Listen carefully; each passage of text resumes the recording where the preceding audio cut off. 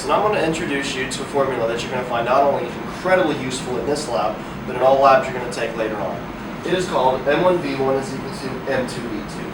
And it's a very simple formula. Basically what it means is M, we stand for concentration, volume stands, or V stands for volume obviously.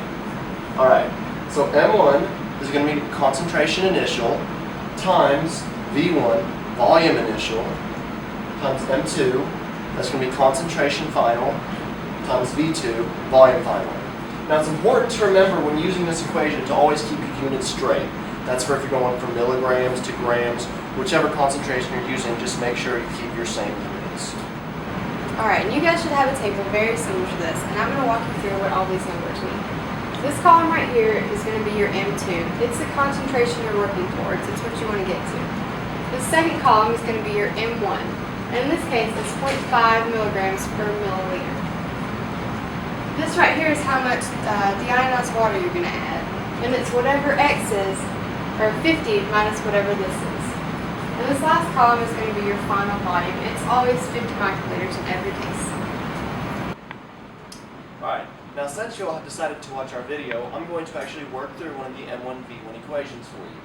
Let's do this top one right here. Okay, so in this instance, we're using a stock solution of 0.5 milligrams per milliliter. So that's going to be what our concentration 1 is equal to. We have 0.50 here. So now we need to times that by volume 1. Volume 1 is our unknown. Let's call it X.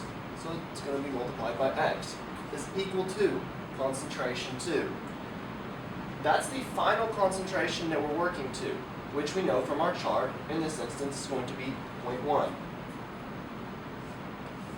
0.1 milligrams per milliliter times final volume 2. That's our final volume, which is what we're trying to get to, which is 50 microliters. So times 50. Obviously, we have here 0.5x is equal to 5.0. And we now can easily see that x is equal to 10 microliters. And that is how much substance we need.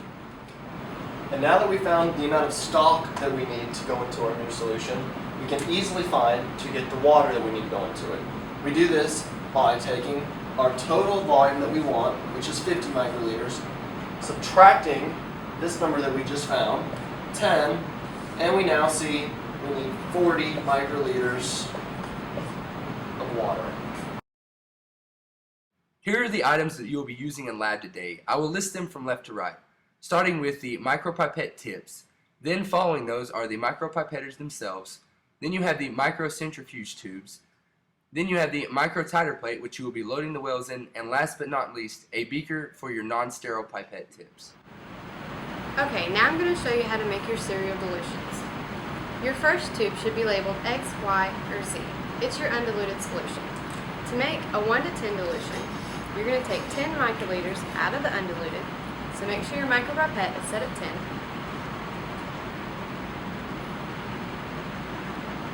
Suck out 10 microliters and put it into your second tube. You want to be sure to label this tube X2.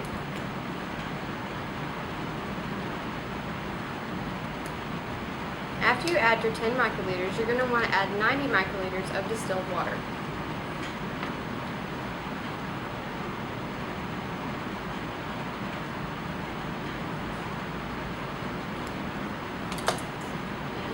This is your 1 to 10 dilution. You're going to use this tube to make your 1 to 100 dilution. So, with the new micropipette tube,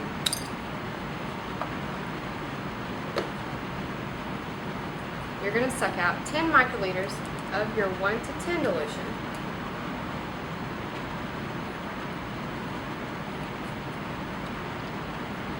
Add it to your third tube.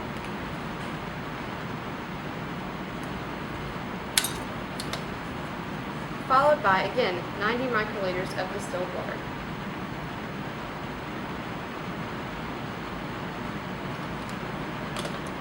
And then you're going to use this dilution to make your 1 to 1,000. And that's it.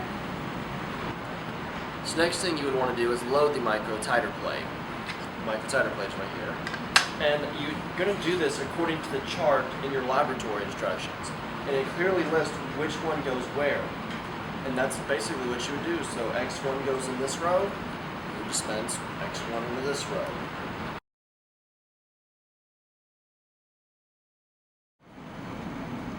Okay, so after you have correctly loaded the microtiter plate in the way that is diagrammed on your laboratory manual, you are then going to take it to the vortexer. And what the vortexer will do is going to mix up everything and get a clear, evenly distributed solution. Now the way you're going to want to do this is you're going to gently and carefully place it into the vortexer. It should fit very nice and snug, making sure that it's not on too high of a level because it will shake all of your solution out. You'll have to start over. You're going to then flip it to the on switch.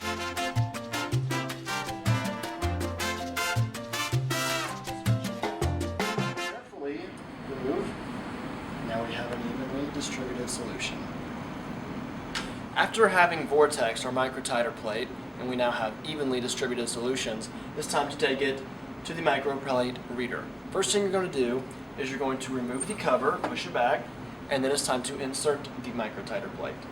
You're going to want to drop it in nice and easily, and press firmly down, and it will fit in very snugly. Then close the cover, let it do its thing. When it comes time to take it out, do not, and make sure you do take it out, don't leave it in there once you get your readings. Don't spill it. You're going to close the cover, and you are done.